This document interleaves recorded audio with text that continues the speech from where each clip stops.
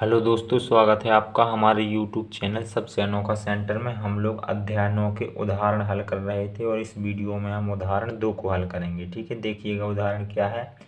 यदि एक त्रिभुज और एक समांतर चतुर्भुज एक ही आधार और एक ही समांतर रेखाओं के बीच स्थित हों तो सिद्ध कीजिए कि त्रिभुज का क्षेत्रफल समांतर चतुर्भुज के क्षेत्रफल का आधा होता है। ठीक है, इस आकृति में एक चतुर्भुज दिया गया है ए बी सी डी और एक त्रिभुज दिया गया है पी ए बी। हमें सिद्ध करना है कि जो ये त्रिभुज है पी ए बी, इसका क्षेत्रफल समांतर चतुर्भुज ए बी सी डी का आधा होता है। ठीक है, और ये त्रिभुज और समांतर चतुर्भुज एक ही समांतर रेखाओं के बीच में है और एक ही आधार पे है। एक ही आधार ए बी पे है और एक ही समांतर रेखाओं पी सी और ए बी के मध्य में स्थित है। ठीक है, तो देखिएगा पहले जो दिया जा रहा है इसे हम लोग यहाँ पर लिख लेंगे। यहाँ पर हेडिंग डालेंगे दिया और हम लिख लेंगे जो हमारे पास में ए बी सी डी चतुर्भुज, वो कैसे चतुर्भुज है, एक समांतर चतुर्भुज है। तो यहाँ पर लिखेंगे ए बी सी डी एक समांतर चतुर्भुज है। समांतर चतुर्भुज है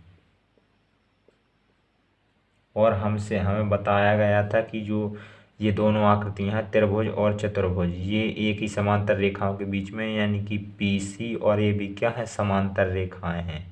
तो यहाँ पर लिखेंगे तथा पी सी समांतर ए बी। ठीक है, अब जो सिद्ध करना है उसे भी लिख लेंगे। यहाँ पर हेडिंग डाल लेंगे सिद्ध करना और यहाँ पर लिख लेंगे हमें सिद्ध करना है त्रिभुज का क्षेत्रफल यानी कि एरिया पी ए बी बराबर हमें सिद्ध करना है चतुर्भुज के क्षेत्रफल का आधा होता है। तो आधे के लिए 1/2 लगा दिया और फिर चतुर्भुज का क्षेत्रफल ए बी सी डी। ठीक है, ये हमें सिद्ध करना है। ठीक है, तो यहाँ पर देखिएगा हमें कुछ रचना करनी पड़ेगी। यहाँ हेडिंग डाल लेते हैं रचना और यहाँ पर हम बी क्यू एक रेखाखंड खींचेंगे। किसके समांतर खींचेंगे, हम पी ए के समांतर खींचेंगे। ठीक है, तो यहाँ पर हम लोग लिखेंगे बी क्यू समांतर पी ए खींचा। ये हमारी रचना हो गई। ठीक है, अब देखिएगा यहाँ से हम हेडिंग डालते हैं उपपत्ति और यहाँ से हम लोग सिद्ध करना स्टार्ट करते हैं।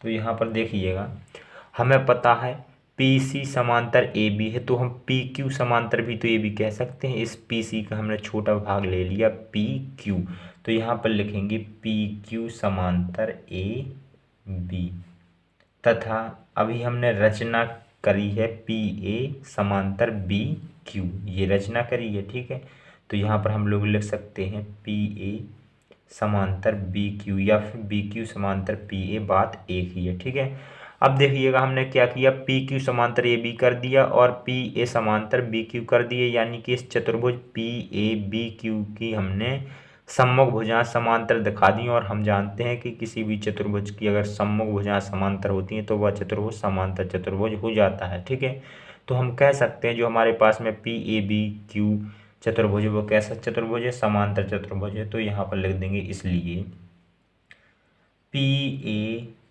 बी क्यू एक समांतर चतुर्भुज है। समांतर चतुर्भुज है।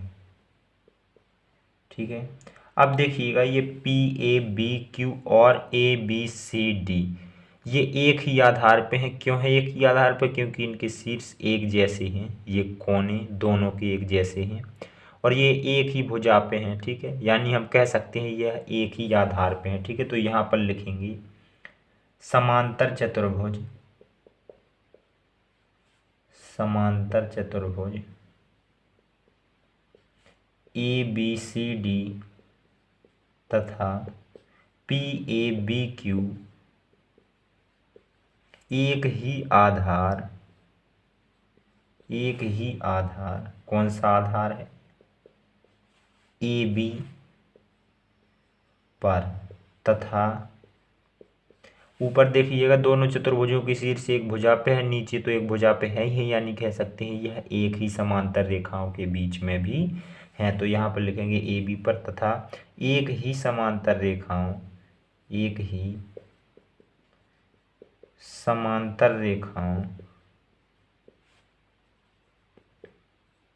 ए बी और पी सी के मध्य स्थित हैं। ए बी और पी सी के बीच स्थित हैं और हम लोग जानते हैं कि अगर दो समांतर चतुर्भुज एक ही आधार और एक ही समांतर रेखाओं के बीच स्थित हो तो दोनों समांतर चतुर्भुजों के क्षेत्रफल कैसे होते हैं, बराबर होते हैं। तो हम कह सकते हैं ए बी सी डी का क्षेत्रफल पी ए बी क्यू के क्षेत्रफल के बराबर होगा। ठीक है, तो यहाँ पर हम लोग लिख सकते हैं area P A B Q, इसका क्षेत्रफल पहले लिख देते हैं, ये बराबर होगा area A B C D का। ठीक है, इसे मान लेंगे हम लोग समीकरण फर्स्ट। अब देखिएगा जो हमारे पास में समांतर चतुर्भुज पी ए बी क्यू है, इसे हम क्या लिख सकते हैं, इसे देखिएगा तो यहाँ पर लिखेंगे area P A B Q, इसे हम दो पार्ट में लिख सकते हैं। इस चतुर्भुज के अंदर दो त्रिभुज बन रहे हैं पी ए बी क्यू और पी क्यू बी। इन दोनों त्रिभुजों के क्षेत्रफल को जोड़ दें तो पूरे हमारे चतुर्भुज का क्षेत्रफल ना मिल जाएगा। तो हम इस पूरे की जगह पे दो पार्ट में लिख सकते हैं, इसका क्षेत्रफल पी ए बी का क्षेत्रफल और पी क्यू बी का क्षेत्रफल। ठीक है, तो यहाँ पर हम लोग लिख देंगे एरिया पी ए बी का क्षेत्रफल plus area P Q B का क्षेत्रफल, दोनों को हमने जोड़ दिया तो पूरे का हमें क्षेत्रफल मिल जाएगा। ठीक है, और यहाँ पर देखिएगा पी ए बी क्यू क्या है, एक समांतर चतुर्भुज है और ये जो पी बी है इसका एक विकर्ण है। और हम लोग जानते हैं कि समांतर चतुर्भुज का जो विकर्ण होता है वो पूरे समांतर चतुर्भुज को दो बराबर क्षेत्रफलों वाले त्रिभुज में बांट देता है, यानी कि जो ये त्रिभुज है इनके क्षेत्रफल क्या होंगे, बराबर होंगे। ठीक है, तो हम पी क्यू बी के क्षेत्रफल की जगह क्या लिख सकते हैं, पी ए बी का क्षेत्रफल लिख सकते हैं क्योंकि ये आपस में बराबर होंगे। ठीक है, तो यहाँ पर हम पी क्यू बी की जगह पे क्या लिखेंगे, पी ए बी का क्षेत्रफल लिख देंगे। ठीक है, तो यहाँ पर हम लोग लिखेंगे area P A B Q बराबर एरिया पी ए बी, और इसकी जगह पे क्या लिख देंगे, इसकी जगह पे भी लिख देंगे हम पी ए बी, क्योंकि हमारे जो समांतर चतुर्भुज का विकर्ण है वो दो त्रिभुज बना रहा है और समांतर चतुर्भुज है चूंकि, तो जो ये दो त्रिभुज होंगे ये क्षेत्रफल में बराबर होंगे। ठीक है, अब यहाँ पर पी ए बी है, यहाँ पर भी पी ए बी है, ये दोनों जुड़ जाएंगे तो कितना हो जाएगा, दो पी ए बी हो जाएगा। तो यहाँ पर अब हम लोग लिखते हैं, यहाँ पर लिखेंगे area P A B Q बराबर दो एरिया पी ए बी। ठीक है, अब देखिएगा हम लोग समीकरण फर्स्ट पे जाएंगे, यहाँ पर लिखेंगे समीकरण फर्स्ट से, और देखिएगा समीकरण फर्स्ट हमारा क्या है, हमारा समीकरण फर्स्ट है पी ए बी क्यू बराबर area A B C D. तो पी ए बी क्यू की जगह पे हम कितना लिख सकते हैं, हम लिख सकते हैं two area P A B, तो यहाँ पर लिख देंगे two area P A B, और जब आगे बढ़ेंगे तो बराबर का चिन्ह, तो बराबर का चिन्ह लगाएंगे और area A B C D लिख देंगे, area A B C D. अब ये दो और पी ए बी एक दूसरे के गुणा में है तो ये दो कहाँ जाएगा, दो हमारा दूसरी तरफ बराबर की दूसरी तरफ भाग में चला जाएगा, तो एरिया पी ए बी बराबर हमारा निकल के आ जाएगा 1/2 area A B C D. ठीक है, और ज़रा देखिएगा सिद्ध करने के लिए हमें क्या दिया गया था, यही चीज़ तो हमें सिद्ध करने के लिए दी गई थी, तो यहाँ पर लिख देंगे इति सिद्धम, और यह हमारा सवाल सिद्ध हो जाता है। ठीक है।